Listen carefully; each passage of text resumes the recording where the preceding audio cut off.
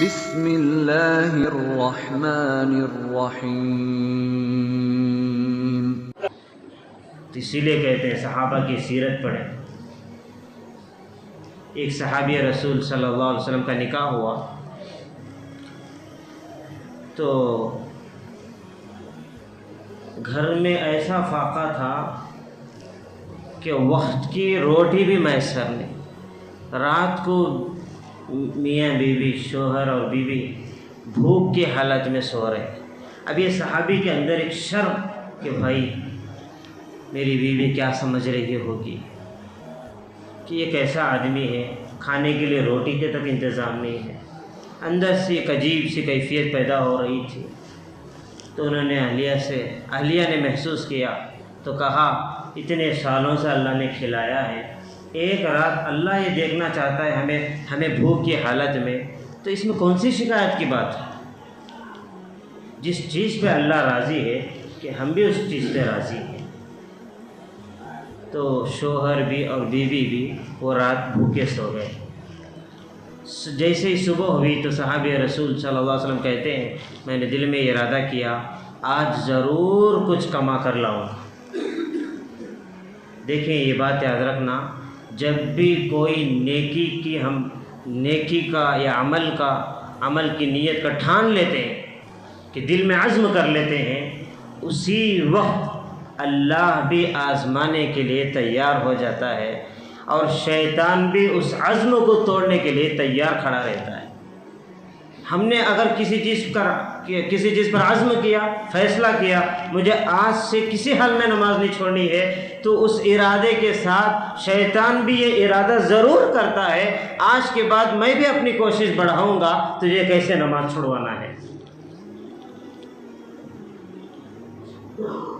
یہ دستور ہے۔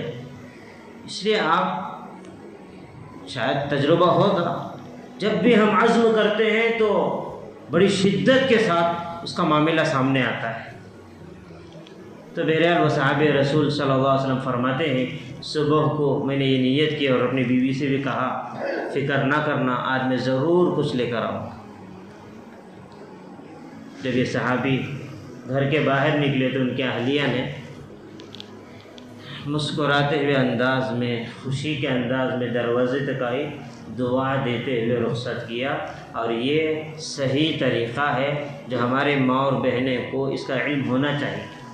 گھروں میں تعلیم کریں گے، دین کی باتیں کریں گے تو یہ باتیں ان کو سمجھ میں آئیں گی۔ ورنہ آج اگر دیکھا جائے کوئی گھر الا ماشاء اللہ کے علاوہ ایسا نہیں ہے جس گھر میں عورت ناشکری کے الفاظ نہ کہتی، اور جس گھر میں ناشکری کے الفاظ نکلتے ہیں وہاں اللہ کے رحمت کے دروازے بند ہو جاتے ہیں۔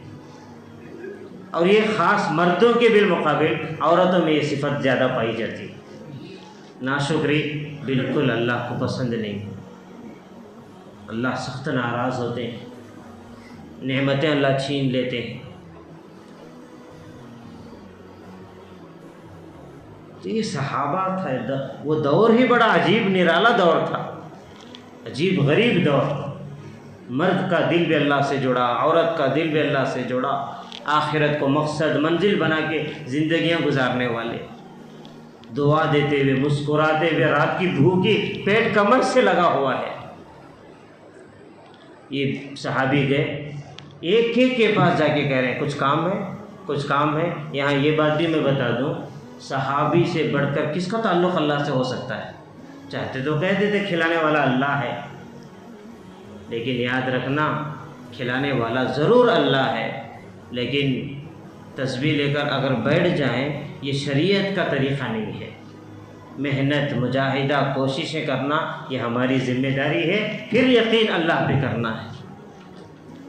صحابہ سے بڑھ کے کس کا یقین ہو سکتا ہے؟ اب یہ صحابی ایک کے پاس جا رہے ہیں، کام پوچھ رہے ہیں، بھائی کچھ کام ہے، یہاں تک کہ اللہ کو بھی مزہ آ رہا تھا ان کا تڑپنا، ان کا دکھ، ان کا غم۔ اللہ نے بھی ٹھان لی کہ میرے اس پیارے بندے کو مجھے آزمانا ہے، لیکن اللہ کا کرنا ایسا ہوا شام کا سورج غروب ہو گیا لیکن کہیں ان کو کوئی کام نہیں ملا۔ اب قدم ڈگمگا رہے ہیں، قدم گھر کی طرف بڑھانے کے لیے تیار نہیں۔ مسجد میں گئے، روئے، اللہ کیا چہرہ لے کے گھر جاؤں، تیری بندی کل رات میں بھی بھوکی ہے، لیکن گھر کو جائے بغیر کوئی چارہ بھی نہیں، عورت پریشان ہو جائے گی۔ ڈرتے ڈرتے شرماتے شرماتے گھر کی طرف قدم بڑھائے تو ان کی جو اہلیہ تھی وہ بڑی فراست والی، محسوس کیا شاید آج بھی کچھ نہیں ملا ہوگا۔ کہا کہ بھئی اس میں پریشان ہونے کی کیا بات ہے، اللہ ہمیں آج بھی بھوکا دیکھنا چاہتا ہے، آج بھی ہم اللہ سے راضی ہیں۔ ان کی یہ الفاظ سن کے صحابی کا دل باغ باغ ہو گیا، کیسی اللہ کی بندی ہے، کیسا ایمان، کیسا اللہ کا تعلق۔ دوسری رات ہے جو شوہر اور بیوی بھوک کے حالت میں سو رہے ہیں۔ اب ہم یقین سے کہہ سکتے ہیں جب سے پیدا ہوئے شاید ہی 2 رات ہمیں کبھی ایسے نہیں گزرے جو ہم نے کچھ نہ کھایا ہو۔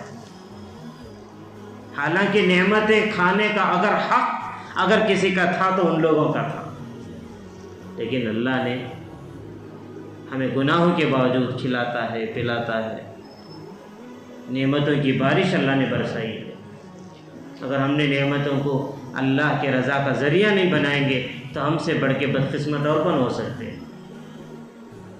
تیسرے دن جیسا ہی صبح ہوئی تو وہ صحابی نے یہ عزم کر لیا کہ آج تو کسی حال میں خالی ہاتھ آنا نہیں ہے۔ جب گھر سے نکل رہے تو پھر وہ صحابیہ کا وہی عمل، دروازے تک آئی، دعا دیتے ہوئے، مسکراتے ہوئے، ہمت کے الفاظ کہتے ہوئے رخصت کیا۔ وہ صحابی جیسے ہی 4 قدم آگے بڑھے تو ان کے اہلیہ نے زور سے آواز دی، تھوڑا واپس آ جائیں، کچھ بات کرنی ہے۔ تو ایک صحابی رسول صلی اللہ علیہ وسلم فرماتے ہیں میرے دل میں بات آئی، آج مجھے یہ اس لیے بلا رہے ہیں کہ یہ کہنے کے لیے آج اللہ کے لیے خالی نہیں آنا، شاید یہی الفاظ ہوں گے۔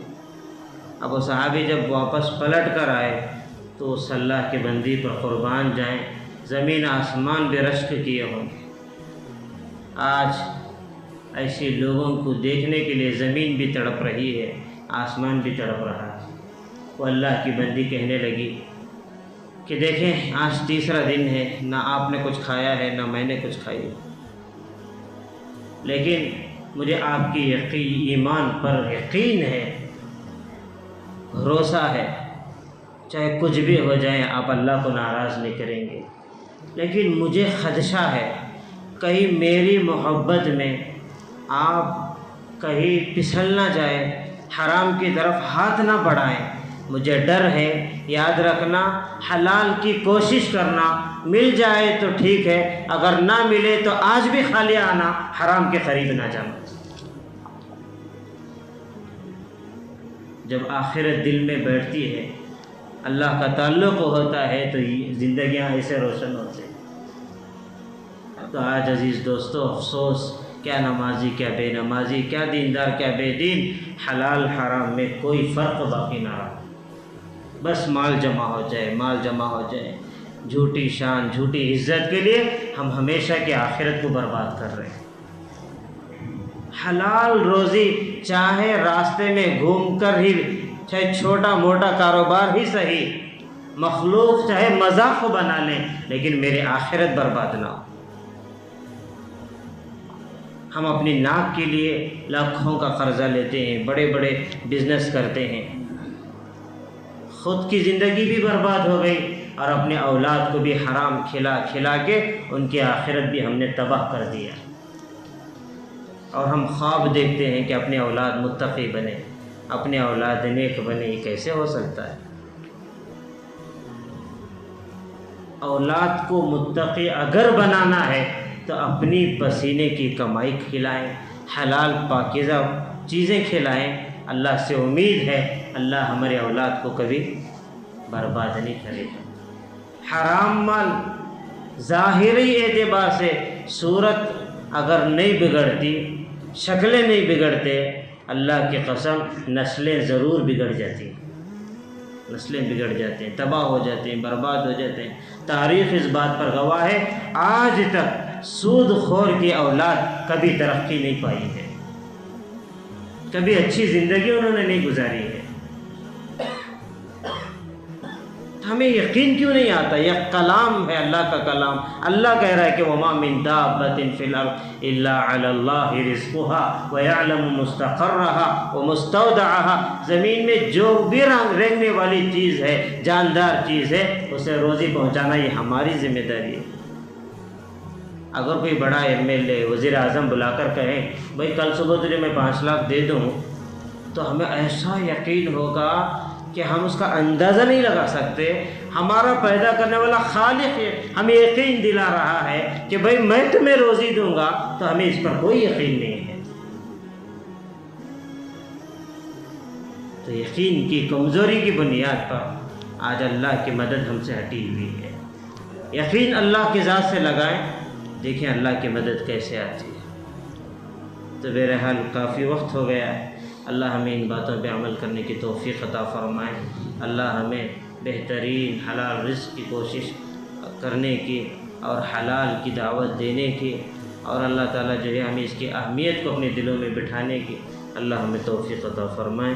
وآخر دعوانا ان الحمد للہ رب العالمین۔ سبحان اللہ۔